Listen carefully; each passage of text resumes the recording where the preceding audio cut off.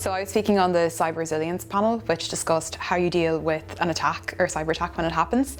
I think the three key takeaways are: number one, have good policies and procedures in place; number two, have a good governance structure; and number three, know how your business functions, because that's going to help you decide how to deal with an attack when it happens.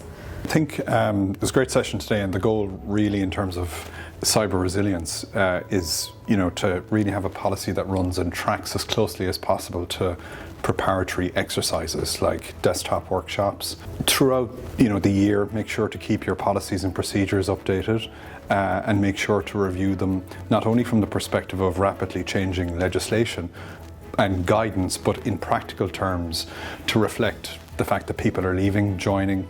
You'll be updating your insurance policies. Emerging case law and legislation will also be important to review, including the new Representative Actions Directive, as well as what is published in terms of how the threat actors are behaving and new emerging potential vulnerabilities.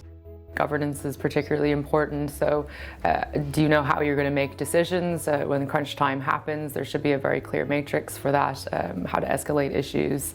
A second point is test your policies. So if you have a governance structure, test it, make sure it works on the weekend. If someone's not there, you're going to find out your vulnerabilities that way. And then ultimately take all that information and feed it back into your organization, so it's just business as usual. Well, I shouldn't say cyber attacks are business as usual, but you want to get to the point that your organization is always ready.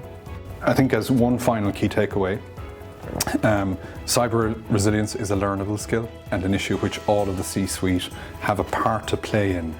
And to play that part, you have to practice and remain up to speed on development. So horizon planning and testing are absolutely key to execute on.